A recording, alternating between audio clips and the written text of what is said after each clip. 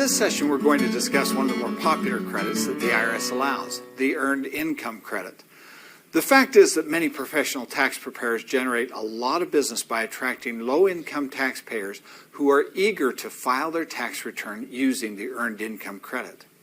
We're also going to talk about the definition of a qualifying child, as well as how taxpayers without children may also qualify for the Earned Income Credit. IRS due diligence requirements will also be discussed. Well, what is earned income? It's income the taxpayer receives for working even if it is not taxable. It is limited to the amount of an individual's employee compensation and net earnings from self-employment.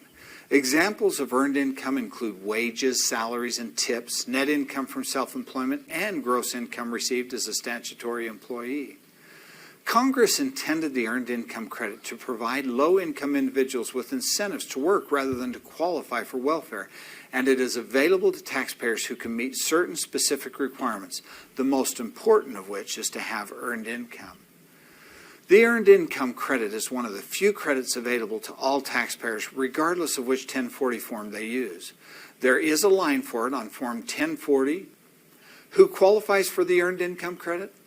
The following are the basic requirements for claiming the Earned Income Credit. A taxpayer must have earned income, have a valid Social Security number, not be someone else's qualifying child, and not be a non-resident alien for any part of the year. You can find more information about the EIC in the workbook and in IRS Publication 596, Earned Income Credit. In order to provide information about qualifying children, Schedule EIC must be completed and attached to the return. We need to discuss the test that a taxpayer must meet to have a qualifying child, which provides a larger credit to the taxpayer. The first test is the relationship test. The child must be the taxpayer's son, daughter, stepchild, adopted child, grandchild, or eligible foster child. An adopted child includes a child placed with the taxpayer for adoption by a qualified agency. The adoption does not have to have been finalized. A grandchild is considered to be any descendant of your son, daughter, or adopted child. The age test is generally the same as the dependency test, which states that the child must be under age 19 or a full-time student under age 24. Another pertinent test is the residency test.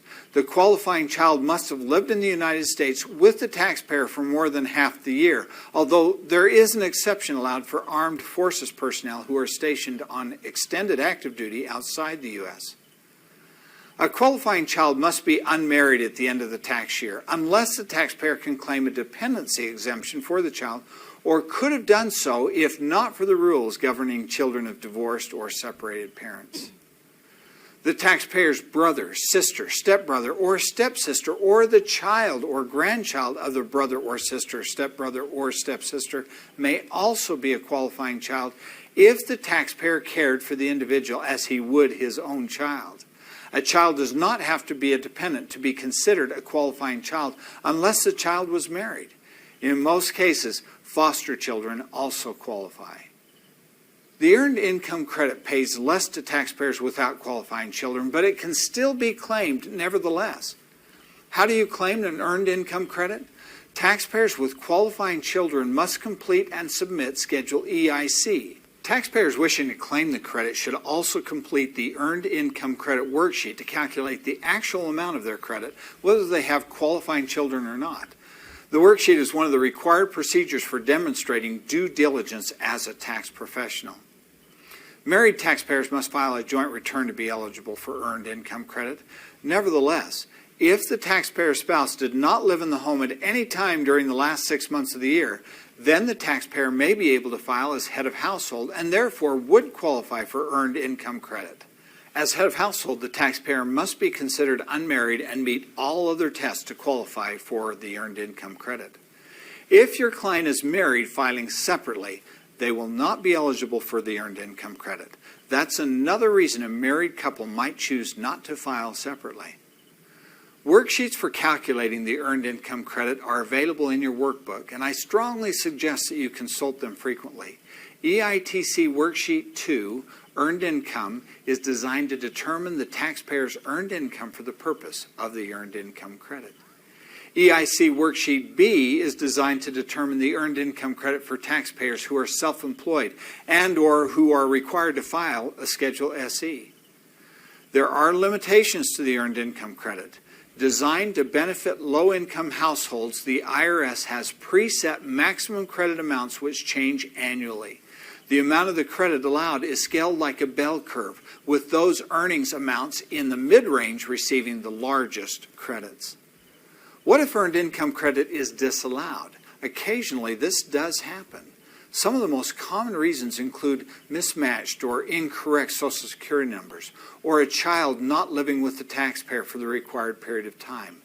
Other reasons include the taxpayer using an incorrect filing status, or because a child's age exceeds the statutory limits. These types of errors are known as mathematical or clerical errors. If there are no problems with the tax return, the taxpayer should receive the earned income credit in a timely manner.